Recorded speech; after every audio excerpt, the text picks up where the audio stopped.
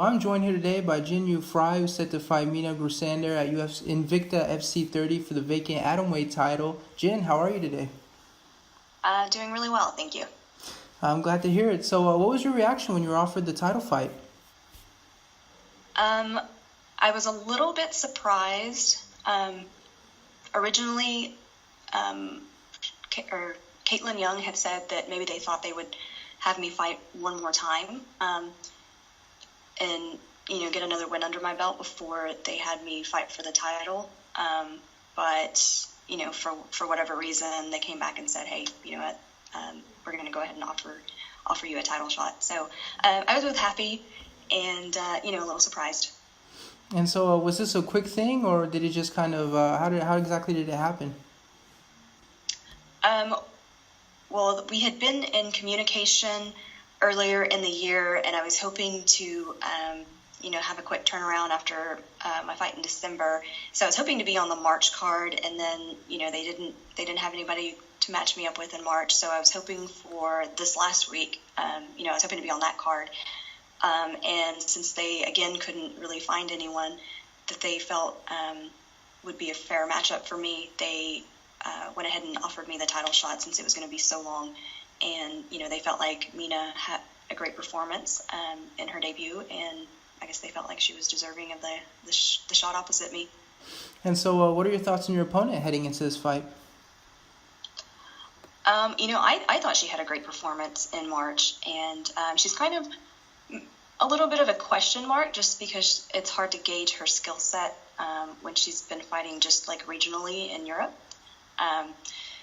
So, like I said, it's kind of a big question mark, but most of the time my preparation is less focused on my opponents and their skill set, and it's just about improving, my skill set and, working the hardest where I think I'd have the advantage. And so, we know this fight is still new. I'm sure you haven't had the chance to watch any tape yet, but do you have any idea how you match up with her? She looks like she has some pretty good striking. Like she looked like she kind of has a traditional Muay Thai stance. So we really haven't had a chance to break her down yet, or I haven't had my coaches, watch any footage yet, just because, like you said, it's kind of early. It just happened, and we still are maybe 10 or 11 weeks out. So we'll get to that here pretty soon. But my husband was just saying that he thought I should, just take it easy for a minute. The hard work will start soon enough. And so, speaking of the hard work starting soon, do you have an idea when you're starting your camp? I'm always working out, so I keep a pretty good level of fitness all year long. Like I still, I'm doing 2-a-days right now, even before I knew I was going to have a fight. So it really only takes 4 or 5 weeks to really, turn intensity and find everything for a fight. And so, unfortunately, in your last fight, things didn't exactly go your way. What do you think went wrong for you?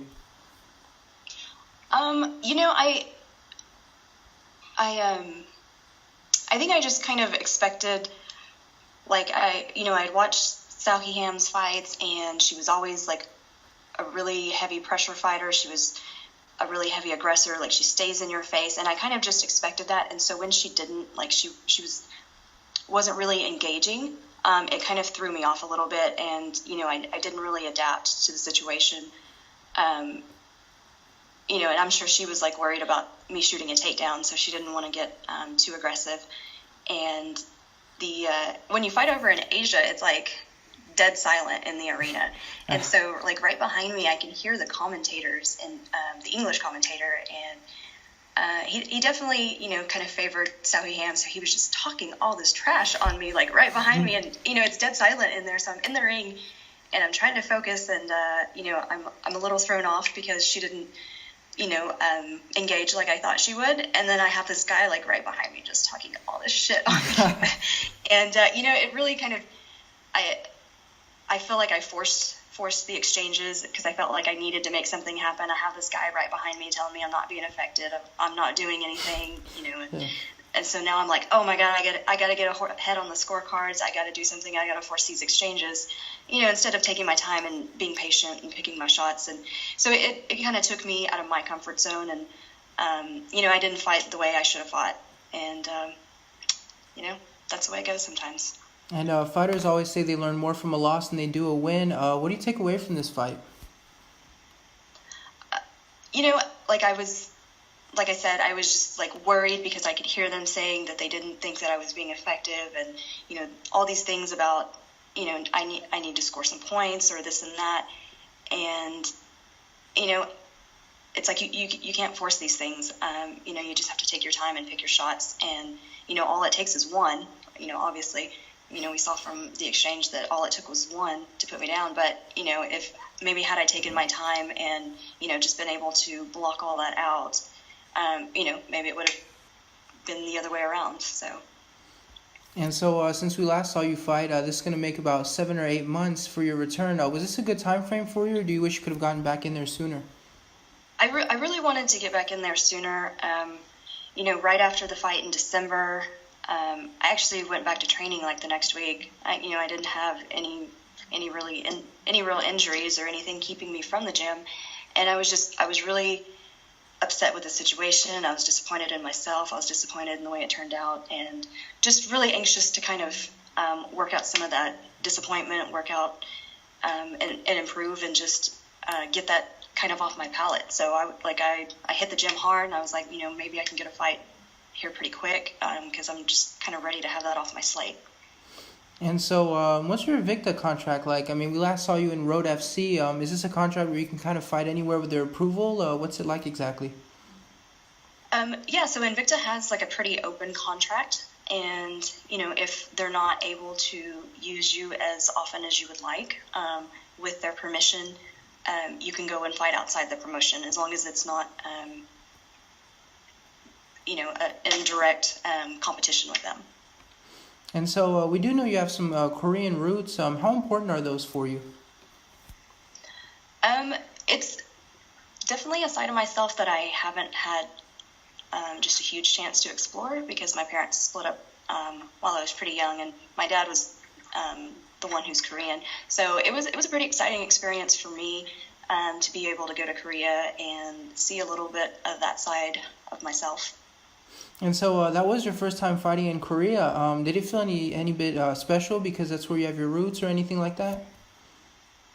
It was definitely exciting to be able to do that, but it was also pretty nerve-wracking because I've been fighting for Invicta so long. It's like I'm so used to the way fight week goes. Like I know the routine. I'm completely comfortable with it. Like I don't really have to think about it. So everything was like completely different over there.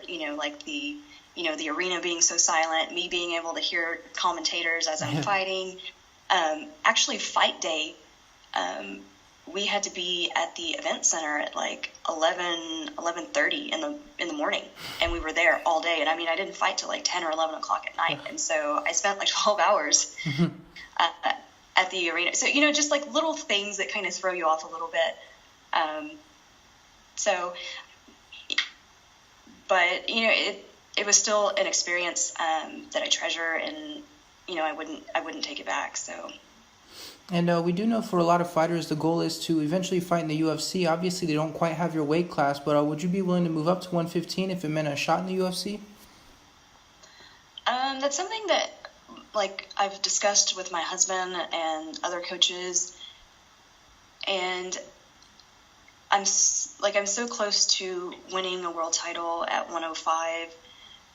I don't really want to bail on it now. It's like I'm 3/4 of the way up. Why would I throw all that work away now? But maybe in the future it's something that we might visit. The weight cuts get kind of hard, and the older I get, the harder they get. And it would be interesting to see if there's any kind of improvement without me having to do as extreme a weight cut. And I'm a pretty good size for atom weight. I wouldn't be the smallest, but I wouldn't be the biggest at straw weight. So I feel like I have a decent enough size that I'd be able to compete pretty well. And so coming back to your fight, this isn't your first title fight, but this is a big fight nonetheless. Do you feel this is the biggest fight of your career so far? I kind of feel that about every fight, just because every fight ahead of me should, I shouldn't second guess anybody. I shouldn't overlook anybody. every fight that is coming up should be the biggest fight of my career. It should have all my focus, all of my energy. And like I said, I shouldn't just overlook anyone. All right, and I just have one more for you. How do you see this fight playing out come July? I guess I'll be looking for the finish. But